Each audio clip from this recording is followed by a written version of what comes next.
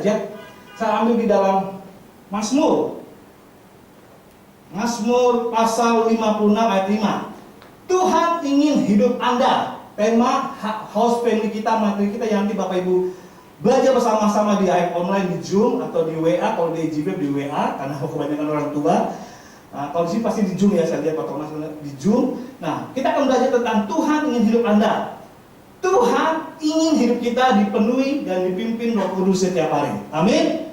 Subtemanya adalah, saya mau bikin judulnya, Tuhan ingin hidup kita dipenuhi dan dipimpin oleh Roh Kudus setiap hari. Amin. Coba beritahu kiri kanannya, lihat, kamu mau dipimpin gak sama Roh Kudus? Haleluya. Nah, lihat wajah-wajah yang, oh saya tahu dia mau dihidup pimpin atau tidak. Senyum pasti saat ini. Terlihat. Amin. Nah, ini besok ada ibadah GBF yang perdana yang tatap muka. Sudah lama, setahun lebih tidak ada, dan kemarin masih online, dan bulan ini adalah yang pertama di setelah pandemi. Pendeta Agustinus Dermawan ya, Bapak Ibu sudah sering melihat beliau menikmati berkat-berkat firman-Nya, dan Senin besok ada di EJB. Oke, lanjut. Dalam Mazmur 56 ayat 56 ya, ayat 5. Kita baca bersama yang di bawah ya.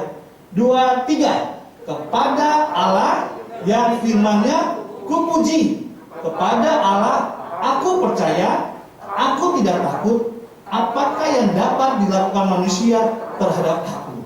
Wow, Bapak Ibu, dalam Mazmur pasal 56 ini, Daud ini dalam ada kesesakan, kesulitan, tetapi dia bisa berkata, kepada Allah firman-Nya kupuji, kepada Allah aku percaya, aku tidak takut. Apakah yang dapat dilakukan manusia terhadap aku? Bapak Ibu tahu waktu Daud menulis surat ini, kisah story-nya tuh ada di dalam 1 Samuel pasal 21. Sedang apa? Waktu dia berkata kepada Allah aku puji. Saat itu dia bukan keadaan waktu dia diberkati hidup senang. Tidak. Saat waktu dia menulis saat itu, posisinya adalah dia dikejar-kejar oleh Saul. Di mana Saul cemburu iri hati kepada Daud. Di mana Daud selalu dikatakan kalau Saul membunuh itu hanya beribu-ribu, tetapi Daud membunuh pasukan musuhnya berrasa-rasa.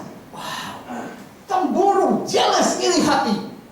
Sehingga akibat cemburu itu, di mana Saul ingin membunuh Daud. Beberapa kali disuruh, oke, kamu pimpin wilayah pertama. Kamu mau menikah, anakku cantik-cantik. Wah, oke, ada yang pertama, asal kamu mau membunuh bangsa Filistin dan mengambil sesuatu darinya. Oke, dilakukan, menang. Tapi ketika menikah kan tidak. Siapa saya? Saya seorang anak desa, anak kampung, bukan keturunan jenderal, tidak layak. Dan si Saul yang pertama PHP ternyata, akhirnya dinikahkan dengan yang lain. Anak yang pertama, lalu kedua, anaknya Saul itu rupanya senang dengan Daud. Ketika Saul pun juga senang. Oh ya, jodohkan saja anakku, tapi dengan syarat yang sama. Bahkan dikasih, aku beri kamu 1000 pasukan. Dengan syarat kalahkan Filistin dan ambil sesuatu darinya, dan beritahu. Dan itu dilakukan. Walaupun si akhirnya dia menolak, tetapi karena perintah Saul dilakukan dan menang. 200 pasukan Filistin kalah oleh Daud dan akhirnya dijodohkan. Tapi nggak sampai situ. Dia berusaha untuk menjatuhkan Daud ketika pada waktu dia kerasukan setan Saul. Hari Bapak Ibu perhatikan, Roh Kudus akan tinggalkan hidup kita walaupun kita sudah diurapi. Tapi ketika kita sudah melanggar perintah Tuhan, sehingga timbul kedagingan, iri hati, cemburu, dosa-dosa yang lain, sehingga Roh Kudus lama-lama pergi. Roh Tuhan memang meninggalkan dia. Dan akhirnya roh siapa yang ada? Roh setan pasti ya. Iri hati, dengki, benci, cemburu, fitnah, berzina dan lain-lain di dalam Galatia. Itu versus yang roh Allah, itu roh setan berarti. Karena mengizinkan. Dan apa terjadi? Ditinggalkan. Dan si Saul akhirnya ini membunuh, menombak si Daud. Berapa kali? Dia stres. Stresnya bukan nggak berani, dia berani. Dia punya pasukan 1000, dia punya pengalaman menang terus melawan Filistin. Tapi siapakah Saul? Mertuanya. Dan dia juga tidak tahu. Waktu dia ingin membalas pun dia tidak mau. Sebab Saul adalah orang yang pernah diurapi Tuhan. Dia tidak mau membunuh, tidak mau menyakiti. Biarkan saja Tuhan yang menghukumnya. Dan apa yang terjadi? Akhirnya dia pergi dan menghindar. Dia pergi kemana? Ke Gad. Itu di daerah Palestina. Dan di sana dia untuk mencari perlindungan. Pertama kelaparan. Dia tidak membawa 1000, hanya 2-3 orang langsung mengatakan yang ikut dengan Daud. Sehingga dikatakan pada para imam, dikatakan aku lapar, aku butuh 5 roti. Nah, dikasih rotinya. Oke, tapi roti pejamu kudus, artinya jauhi perjinan atau dengan laki wanita. Oke, karena di kudus, roti kudus. Itu buat pejamu kudus sekarang ini kalau kita ini. Oke, ditinggalkan. Diterima dan dengan satu sebut. Berikan aku senjata. Ada tombak Goliat yang pernah dikalahkan, disimpan oleh para imam, dikasih Daud. Lalu dia pergi berkata lagi, oh iya, aku mau ke Gaza, minta perlindungan orang Filistin. Dulu pernah dikalahkan pasukan tersebut, malah karena takut dikejar mau dibunuh oleh Saul, dia malah mau berlindung. Nah di sini, ketika rasa takut ada, ketika rasa khawatir mulai menggerogoti, apa yang terjadi? Lupa ada roh Allah yang akan mengingatkannya, lupa melibatkan Roh Kudus oleh Daud, sehingga dia malah berpihak kepada musuhnya. Apa yang terjadi waktu dia sampai ke kota Gad, dalam peristiwa tersebut, dia mau minta perlindungan. Saksiannya artinya ada pasukan yang pernah berperang dan dikalahkan, tapi selamat. Dia berkata, hei, ini bukan kasih Daud yang pernah mengalahkan berlaksa-laksa pasukan yang pernah dipuji, dan kemarin menghancurkan 200 pasukan bangsa kita Filistin. Ketika ada pasukan selamat itu dan diberitahu kepada Raja Gad, Daud ketakutan. Apa yang terjadi? Dia berlindung lagi. Dia pura-pura gila, menggaruk pintu gerbang dan menjulurkan lidahnya. Contoh gitu ya, seperti kayak anjing di kelapa. Begitu. Sampai Raja, siapakah Daud ini? Daud orang gila kah? Kamu kasih aku. Daud diusir dan selamat untuk dibunuh. Tetapi akhirnya Daud merenungkan bahwa bagaimanapun Tuhan tetap baik. Amin. Meskipun dia dalam keadaan susah dan dalam keadaan kesesakan, mau dibunuh, dikhianati, tapi dia berkata bahwa Allah itu baik. Dia tetap memuji Allah. Sehingga keluar ini, kepada Allah yang firman yang kupuji, kepada Allah aku percaya. Aku tidak takut apakah yang dapat dilakukan manusia terhadapku. Ending dari cerita tersebut, Daud akhirnya menang dan bisa kembali jadi raja. Dan menjadi raja setelah Saul mati.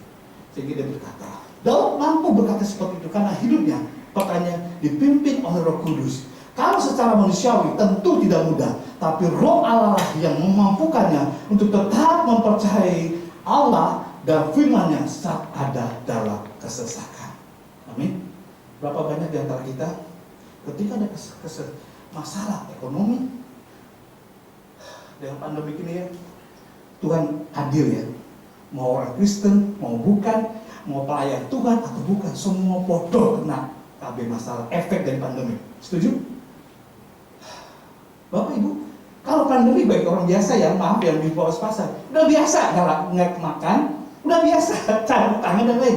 Tapi bagaimana orang berada? Kebetulan saya pelayanan di komisi GBB, saya tahu beberapa orang yang menurut saya bukan kayak ditajir lah. Ada rumahnya ada berapa, satu BPH itu rumahnya bisa 3-4 rumah, mobilnya bisa 4-5, baik pajak mobilnya aja bisa setahun saya 100 juta, itu baik mobil pajak mobil Mercy dan lain-lain lah, Alphard dan lain-lain. Dan ternyata mereka juga bermasalah juga. Akhirnya apa? Ada beberapa komisi, beberapa member yang sampai dari pandemi dulu punya sampai 3 rumah, sekarang rumah 1 dijual, rumah 2 yang besar hampir 2 miliar, mau tidak menjualkan apa? Ada hutang. Kenapa? Kena hutang. Salah manajemen. Yang kedua ditipu oleh teman atau bisnisnya. Wow, orang Kristen, tapi tetap bujukannya ada juga. Nggak jamin orang Kristen. Sehingga dia mau tidak mau, daripada disita, dijual rumah tersebut. Mobilnya beberapa mobil seperti Alphard dia dijual, mobil Pajero-nya. Wow, terdampaknya sangat parah. Tapi kita sebagai teman menasihati bahwa masih ada pertolongan Tuhan. Maukah kita masih berkata, kepada Allah firman yang kupuji. Meski ada kesesakan, ada hutang piutang, ada mungkin rumah kita mau disita, mobil harus dijual untuk membayar hutang. Masihkah kita sanggup berkata seperti Daud, kepada Allah yang kupuji. Amin. Next selanjutnya. Dampak jika kita hidup dipimpin oleh Roh Kudus adalah menghasilkan hidup yang Tuhan inginkan. Ketika ada hanya Roh Allah sajalah yang membuat kita hidup tegar di dalam keadaan masa senang ataupun susah. Karena dipimpin oleh Kudus menghasilkan hidup yang Tuhan inginkan. Apa?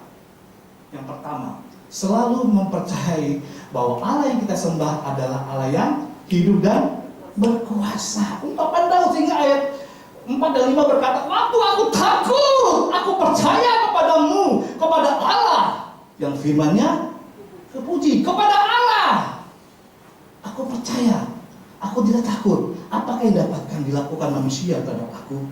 Ini yang dilakukan Daud. Meskipun dia pernah ada rasa ketakutan, tapi dia tetap percaya firman Allah adalah berkuasa, sanggup mengubahkan, sanggup menolong, menyelamatkan, dan memulihkan. Amin. Oh, cuma satu orang. Amin. Baru 5. Amin. Haleluya. Saya ngerti Bapak Ibu sulit untuk berkomunikasi karena ada masker facial. Ya kan, kalau saya atau beberapa pemimpin enak, haleluya, amin. Karena hanya facial. Tapi tetap aja bersyukur, amin. Yang penting bisa beribadah. Haleluya. Kenapa Daud bisa berkata demikian? Karena Daud mengakui Allah itu Yehova Jireh. Artinya Allah menyediakan, Allah memelihara kita. Yehova, Allah itu Yehova Rafa, Allah yang menyembuhkan kita. Allah itu Yehova Nisi, Allah panji-panji kemenangan kita. Allah itu Yehova Shalom, artinya Allah damai sejahtera kita. Allah itu Yehova Kades, Allah itu kebenaran kita. Kebenaran dari seluruh kebenaran adalah firman Tuhan. Amin. Bapak Ibu mau berbagi kebenaran apapun yang dipelajari di fakultas, universitas, S1, S2, S3, tetap firman Tuhan di atas segala kebenaran. Amin. Saya ingat waktu saya di Medan, ada majelis gereja saya di dulu GSD CWS ya, Dato' Subroto dulu gembala saya masih pendeta Budi Setiawan waktu di Medan. Tapi sekarang kan beliau sudah di Jakarta Kelapa Gading jadi ketua umum. Dan ada majelis yang sangat maniak belajar. S1-nya aja itu udah berapa titel, baik mulai sarjana ekonomi, sarjana hukum, sarjana psikologi, baru S2-nya MBA, master bisnis, dan master psikologi juga, bahkan mau ambil S3. Lalu ketika dia berasa mau belajar teologi di STTS seperti di Teologi Sumatera itu milik GSD ya, baru satu semester dia langsung mengundurkan diri secara teratur. Loh, kenapa Pak? Semua pelajaran Bapak sikat habis. Kenapa sekolah teologi mau ambil S2, mau ambil S2 hanya belajar saja, biar tahu belajar hermeneutika karena dia bisa khotbah, dia harus tahu juga. Terus mengerjakan PPP kalian. Dia bilang, Pak, ternyata benar. Apa yang saya pelajari di pelajaran fakultas umum ini, ternyata firman sudah tercakup di dalam firman Tuhan. Maka dibilang firman Tuhan kebenaran di atas segala kebenaran. Maka sedang menyelesaikan. Dia lanjutkan sampai dia punya posisi jabatan yang salah satu direksi yang mengalami yang menangani kelapa sawit. Harus menangani 50.000 hektar.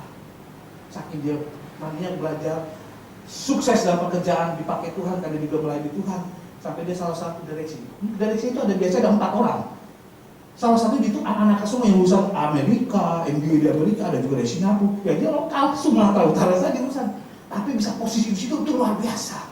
Bahkan dipercayakan membuka proyek 50.000 hektar kelapa sawit dari nol. Mau tidak mau dia harus mencari karyawannya minimal 2.000 karyawan untuk mengelola sampai besar. Itu kalau bukan karena Tuhan nolong, nggak mungkin dia punya posisi seperti itu. Itu biasa hanya keluarga, anak-anak keturunannya. Tapi karena ada Roh Allah. Walaupun saya memang belajar banyak pengetahuan, tetapi karena Roh Allah saja yang memimpin saya sampai sepuncak itu. Next, keduanya. Banyak Bapak Ibu yang mengalami mujizat dari Tuhan. Daftar Allah itu Yehova Jireh, Tuhan sembuhkan. Tuhan memelihara kehidupan, Tuhan menyembuhkan, Tuhan kemenangan kita. Mungkin kita berkata, saya bisa sukses, betul. Tapi kalau tidak dipimpin oleh Tuhan, kesuksesan di generasi pertama itu hanya terbatas. Bahkan generasi kedua sudah hancur. Betul? Karena tidak bisa mengandalkan Tuhan, hanya mengandalkan pikiran manusia. Padahal Alkitab sudah bilang, terkutuklah orang yang mengandalkan manusia, pikirannya diri sendiri. Baik dari berbagai ilmu maupun berbagai warisan mata, tidak akan sanggup. Tapi dengan kebenaran firman yang dipimpin oleh Roh Allah, itu sanggup membuat dia bahwa hanya firman saja, aku tidak takut. karena ada firman. Yang kedua, dampak ketika hidup kita dipimpin Roh Kudus. Kedua, next. Selanjutnya. Yang kedua adalah selalu percaya bahwa Allah mendengar dan menjawab doa-doa kita. Amin. Seperti tadi pendeta Kosma. Jangan terlalu bicara doa, mau tidak mau. Kenapa? Percaya. Kalau kita nggak dipenuhi dengan Roh Kudus, dipimpin oleh Roh Kudus, kita mungkin malas berdoa. Berdoa sekedar laporan saja. Ketika Allah nggak ada dampak ekonomi, jualannya susah, dagangan kita susah, pelajaran kita susah karena belajar daring, tidak seperti tatap muka, banyak yang mengeluh. Mungkin kita malas doa asal saja, atau ada kebutuhan dia saja. Jadi tidak ada kuasa dalam doa. Padahal Tuhan katakan, kalau Daud berkata, kepada Allah saya firman yang kupuji, kepada Allah percaya. Jadi ketika dia berdoa percaya Tuhan, maka kuasa firman, kuasa doa itu ada. Amin.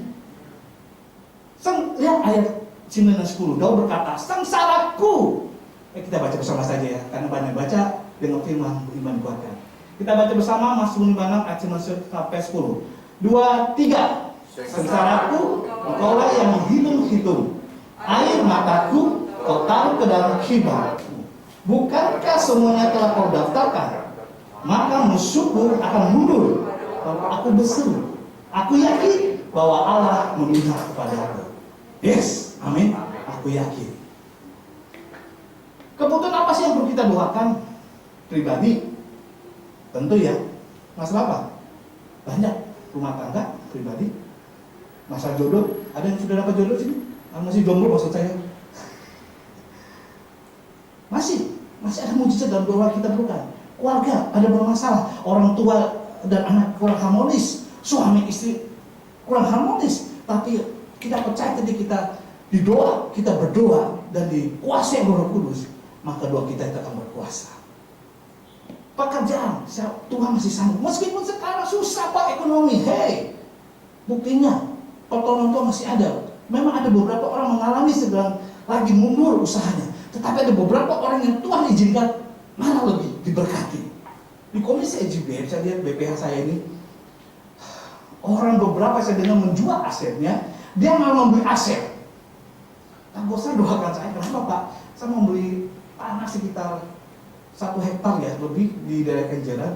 Doakan, saya maunya sih 5M, tapi yang punya maunya 5,5.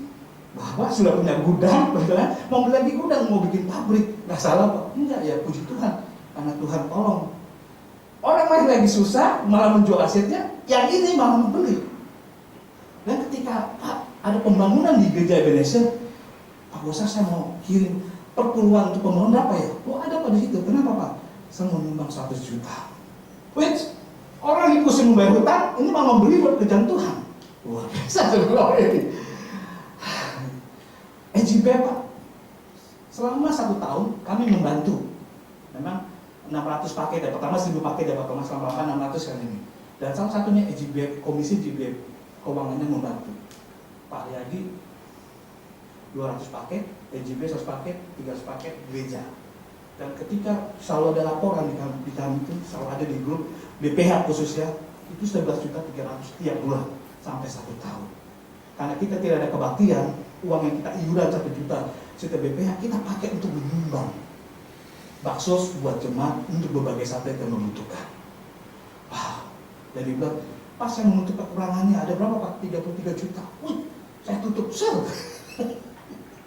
Saya bilang gampang kali, ini mungkin salah satu orang sedang mengalami pandemi, menjual aset kekurangan, justru dia malah memberi dan memberi, sehingga Tuhan tidak salah, Tuhan tambahkan. Amin. Tidak semua memang Tuhan izinkan pengusaha-pengusaha Kristen bisa mendapatkan mujizat. Tetapi pertanyaan ketika kita bertahan hidup sesuai dengan firman Tuhan, tentu harus ada Roh Kudus membuat kita percaya firman Tuhan.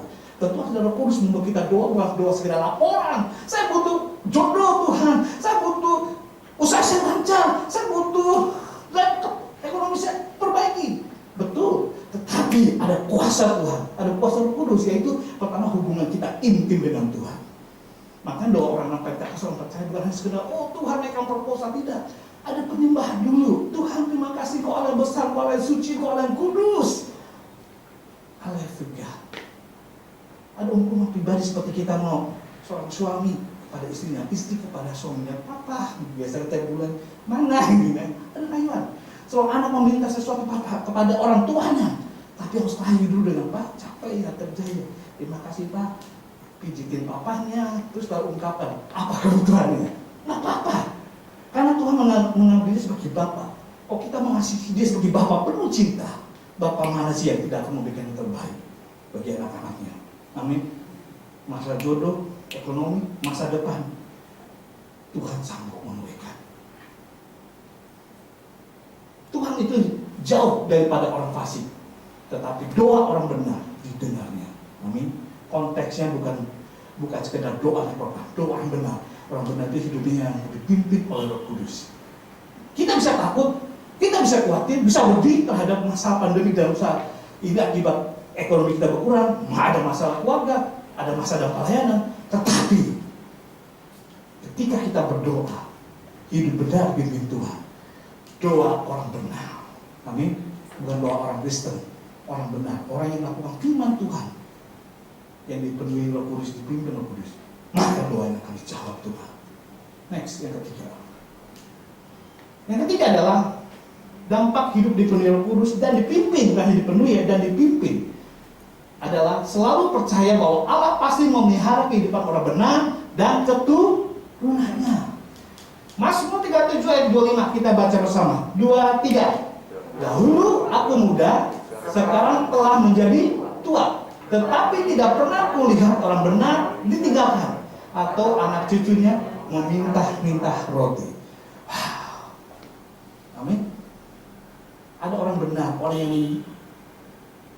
mencintai Tuhan, hidup dalam kebenaran, dipimpin Roh Kudus. Pernah dia meminta-minta? Tidak ada, kata Daud. Pasti Tuhan akan tolong. Bukan hanya dia, yang keturunannya. Ingat Bapak Ibu, apa yang Bapak Ibu lakukan ke gereja, beribadah, berdoa, mempunyai waktu untuk menjadi pengurus gereja ini, mempunyai uang untuk memberkati gereja ini sampai Natal, itu tidak akan pernah sia-sia. Amin. Itu akan menolong kita. Dan anak berkatnya bukan hanya diri kita, pekerjaan kita, keluarga Bapak Ibu diberkati, tetapi anak Bapak Ibu selanjutnya Tuhan akan berkati. Amin. Amin. Itu dampak orang tua yang sungguh-sungguh mengasihi Tuhan, andalkan Tuhan. Bukan dirinya saja, generasi kedua anak, bahkan generasi ketiga cucu akan Tuhan berkati asal mengikuti jejak teladannya. Wow. Lihat survei, ada seorang dari Bernard yang survei pada tahun 1900. Dua keluarga yang bersahabat, satu kenal Tuhan, satu lagi ateis, nggak peduli terhadap Tuhan. Tahu Tuhan tapi tidak peduli Tuhan. Ketika anak mau gereja dilarang. Apaan Tuhan? Apaan gereja-gereja? Toh kita hidup kita bagus begini karena kita kerja keras. Tapi hasil survei selama 300 tahun itu pada 1700-an 03 sampai 1998. Dan 300 pada tahun 1900 keturunannya, lihat hasil dampak keturunan orang yang mengandalkan Tuhan dengan orang yang tidak peduli dengan Tuhan.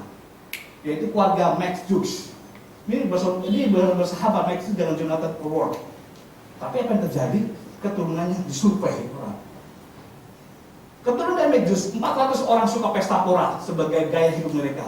310 orang jadi gelandangan dan pengemis. 190 orang jadi pelacur. 130 orang jadi narapidana. 100 orang jadi pecandu, minuman keras. 60 orang punya kebiasaan mencuri. 55 orang jadi korban pelecehan seks dan 7 orang jadi pembunuh.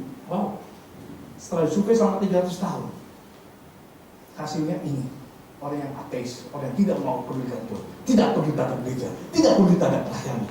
Hasilnya ini, dan tidak peduli pada sesamanya. Tapi next, kontradiksi dengan orang yang mengandalkan Tuhan, peduli terhadap gereja, peduli pelayanan. Hasilnya 300 orang menjadi rektor di universitas, 65 menjadi profesor, 3 orang menjadi senator di Amerika, 30 orang menjadi hakim, 100 orang menjadi pengacara, 60 orang menjadi dokter, 75 menjadi tentara, 100 orang menjadi pengkhotbah dan misionaris, 60 orang menjadi penulis, 1 menjadi wakil presiden, 80 menjadi pejabat negara, 295 lulus dari universitas, dan tidak ada tanggungan dari negara. Wow. Jonathan Edwards, ketika dia memilih mengasihi Tuhan, dia melayani Tuhan menjadi seorang pendeta. Keturunannya ini hasilnya. Amin. Apa yang dilakukan orang tua? Apa yang kita lakukan saat ini, Bapak Ibu dan sebagai seorang orang tua? kita lakukan di rumah Tuhan, invest waktu di rumah Tuhan, invest keuangan di rumah Tuhan, invest juga talenta di rumah Tuhan. Berkata bukan kita sendiri, anak cucu kita akan merasakan apa yang kita lakukan. Ada amin? Amin? Haleluya. Ini hasilnya. Maka hasilnya adalah untuk memiliki kehidupan yang Tuhan inginkan. Kehidupan yang diinginkan Tuhan adalah kita membutuhkan Roh Kudus untuk memenuhi hidup kita setiap hari. Oleh sebab itu, Daud berkata, jangan membuang aku dari hadiratmu. Jangan mengambil rohmu yang kudus daripadaku. Wow. Daud orang kampung, pengembala domba, bukan siapa-siapa. Ketika di perjalanan hidup dia ditolong Tuhan, hidup dipimpin oleh Tuhan, dia menjadi seorang raja. Dan ketika dia jatuh dalam dosa, permintaannya hanya satu, Tuhan, jangan kau ambil rohmu yang kudus, jangan jauhkan aku dari hadiratmu yang kudus. Karena tahu hanya ada di dalam roh Allah lah kehidupannya diberkati. Hanya dalam dipimpin oleh roh Allah, dia bisa menyembah dengan Tuhan dengan baik dan benar. Hanya karena roh Allah, dia tahu pikirannya, hikmatnya, strategi perangnya mengalahkan beribu, berlaksa-laksa. Itu karena ada roh Tuhan yang memimpin dia. Harta, jabatan, dia tidak peduli. 2 kali dia difitnah sehingga di dalam pengasingan. Permintaan ini bukan Tuhan tolong saya, enggak. Dia hanya satu permintaan dia. Jangan biarkan rohmu jauh daripada. Amin. Ini kehidupan orang yang dipimpin oleh Tuhan. Meskipun ada harta banyak, punya jabatan, punya intelektual, tapi tidak membanggakan itu. Yang dia bangga hanya satu. Jangan biarkan rohmu jauh daripada dan ambil. Roh Kudus tidak akan ambil, tapi dia akan pergi. Ketika kita melanggar firman Tuhan, ketika kita bergaul dengan dosa-dosa, ketika kita terikat dosa, apapun dosanya, mencuri, bohong, beribadah di gereja, berbahasa roh, di luar suka fitnah, hoak, di luar suka hutang piutang.